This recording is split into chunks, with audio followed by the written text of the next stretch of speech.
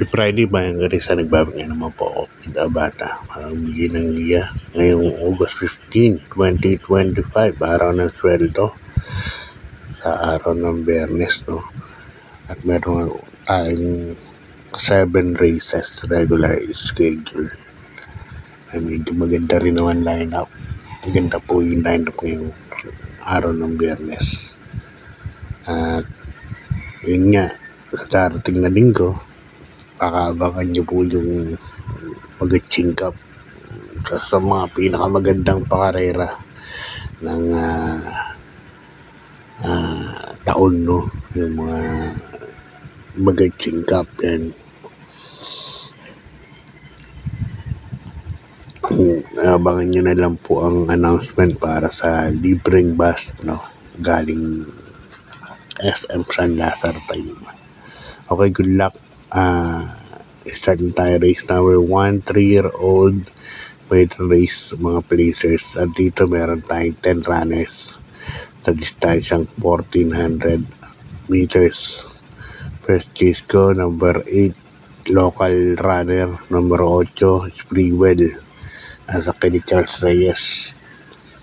Nag-barrier na karaan yan, 1.14. At bago nag-barrier yan,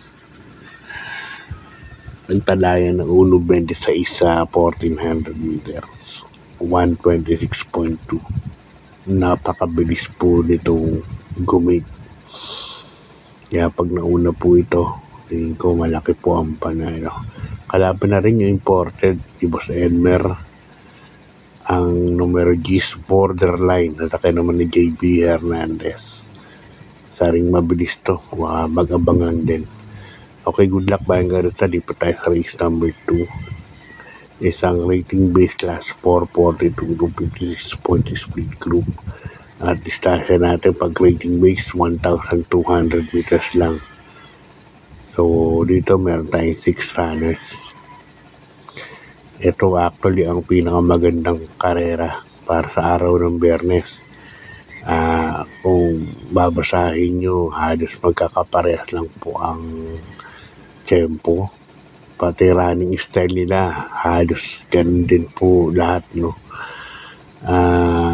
Si upscale ba lang yata ang niremata dito masasabi, kaya parang mini stakes race po ito para sa mga speed horses. Yan po yung tingin ko dyan. First chase ko rito, numero 1, main event, sasakay ni Jackie Jeb Sarate, naabot lang nakaraan yan. Second chase ko, numero 4, Simply Jesse. Ang lakas naman ng laban nakaraan. Sa ring mabilis. Okay, good luck Bayan Garissa. Race number 3, isang rating base class 5, 17 points to 41 points split group. At dito meron tayong 8 runners. Ito para mga rating 11 to 15 to. No, yung kung dating rating ang pagbabasihan. So, suluhin ko nito. 1 for the day ko po. Numero 2. Money for Gabriel. Yan, Pau Goose ang sasakay. Ang may-ari nito si Mr. Timbang, si Money for Gabriel, yung bagong horse owner. Yan. Kaya para sa akin, medyo labang po yan. Numero 2, Money for Gabriel. Ang iklipa ng karera, 1,200 meters. Okay, good luck Bayan Garissa. Dito tayo sa race number 4. Ang race number 4 natin isang rating base class 5, 17 to 41 point split group ulit, no? At dito meron tayong 8 runners, no? First case ko, numero 3, Giselle's Princess, sasakyan ni King Flores. Ito si Giselle's Princess, unang takbo nung galing bakasyon, tapos unang takbo niya, segundo po kagad to, no, kay Rule the World.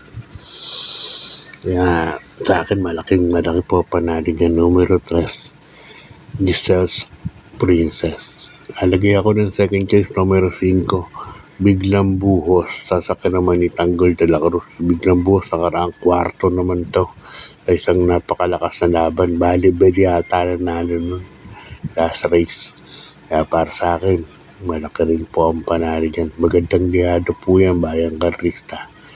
Okay, good luck Bayan Garissa. Dito tayo sa race number 5. Isang rating base last 5, 17 points to 41 points split group. At dito meron tayong 8 runners, no? Ito yung pinakamababang grupo eh.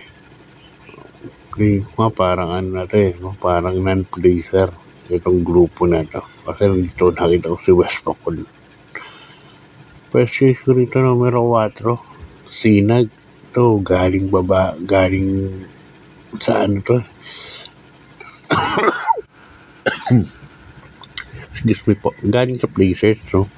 Sinag. Kami naman yung JL Sego Jr. to. Kung titignan natin yung mga laban nito nakaraan, mas mabibigat po ang mga kalaban yan. Kaya yan ang first case ko numero 4, Sinag. Halagay ko ang second choice.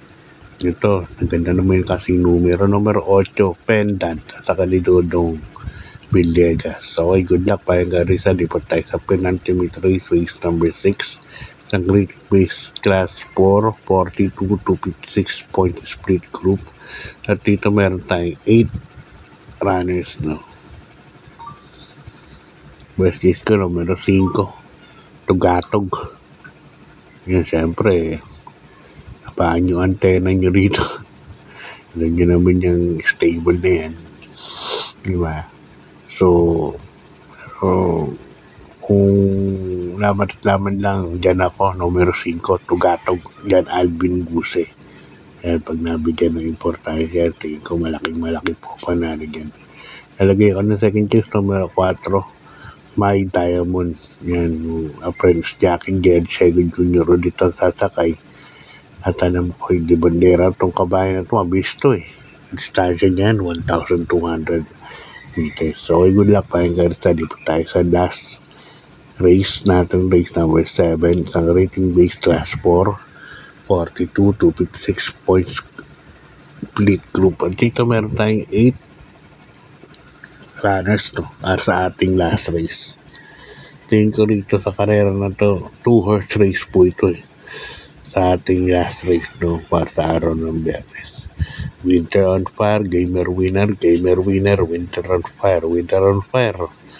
May ulo 12 po yan. Hindi pa fast track ang pista. Kaya super bilis ang tempo niyan sa ganitong distansya. Ganon din si Gamer Winner, may ulo 12 medya rin po yan. Juanil Cortez naman ang sasakay. So, 1-3, 3-1. Bahala na kayo. Tingin ko 2-horse race yan. Pagka yan ang parating nyo, tingin ko matibay na yan para sa ating last race. Okay, hanggang dito na ng Bayang Karerista. Good luck sa pananaya at unahin muna ang pamilya bago po ang passion natin o ang libangan. Okay, maraming salamat po and God bless.